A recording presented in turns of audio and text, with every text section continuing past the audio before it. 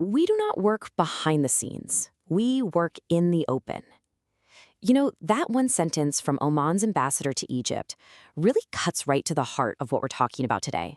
It's a powerful statement that defines a really unique foreign policy, one built on transparency, in a region so often defined by secret, closed-door deals. So today, we are going to unpack the Omani Doctrine. We're going to use a really revealing interview with the ambassador to break down how this nation carves out its own path in one of the most complex geopolitical arenas on the entire planet. Let's dive in. All right, so here's our roadmap. First, we're going to unpack this whole idea of politics in the open. Then, we'll dig into the absolute core principles, neutrality and dialogue. After that, we'll see how this all plays out in the real world, with a key ally like Egypt, before tackling the incredibly tough situations in Yemen and Iran. And we'll wrap it all up by looking at the biggest question of all, the future of Arab security. Okay, to really get why Oman's approach is so different, you first have to understand the neighborhood it's in. The Gulf is, without a doubt, a place of massive strategic importance. And what does that mean? It means it's also a place of constant tension and incredibly high stakes. I mean, just think about it. Oman literally sits on the Strait of Hormuz. That's not just some shipping lane. It is the main artery for a huge chunk of the world's entire energy supply. So when you have that kind of economic power and that kind of strategic location, you naturally become a magnet for global powers. In a landscape like this, diplomacy isn't just a good idea, it's a survival mechanism. Now, the main regional body here is the Gulf Cooperation Council, the GCC. And what's really important to remember is that Oman's late Sultan Qaboos was actually one of its founding fathers. The whole point, right from the very beginning, was to create a kind of collective shield, a way to preserve the region's stability and resources with all these external pressures swirling around. So, how does all that context shape the Omani Doctrine? Well, this is where we get to what really, truly sets Oman apart. We're talking about a consistent, decades-long commitment to a very specific set of principles.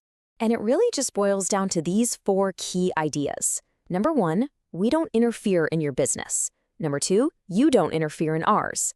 Three, every single dispute can and must be solved through talking.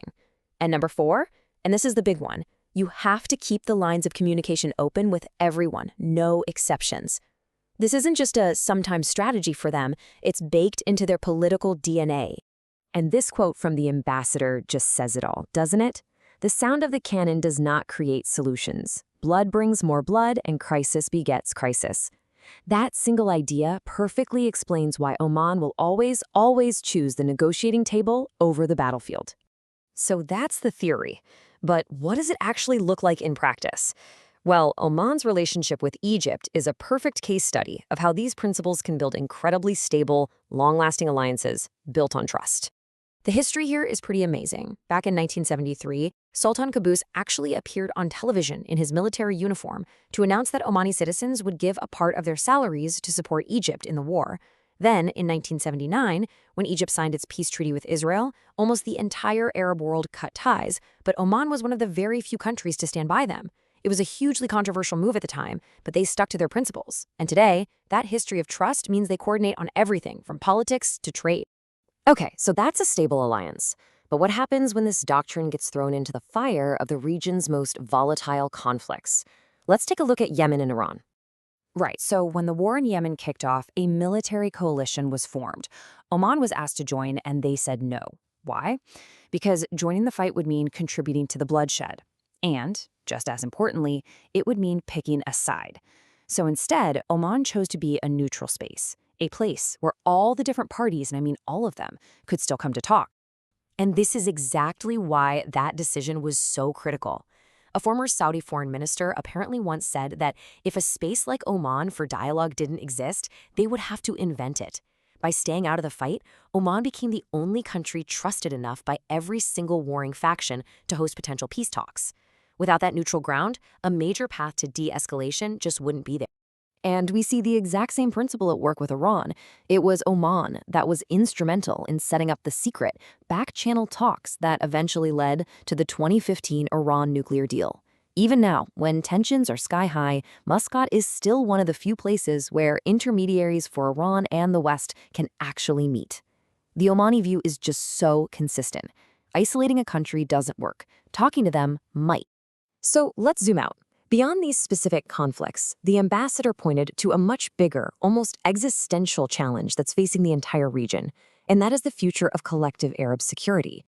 He points to what he sees as a really dangerous trend. The old idea of a great Arab homeland, this concept of a shared Arab destiny, is fading away. And in its place, you have this every state for itself mentality taking hold. He argues that this fragmentation, this breaking apart, is the real root of so many of the region's problems today.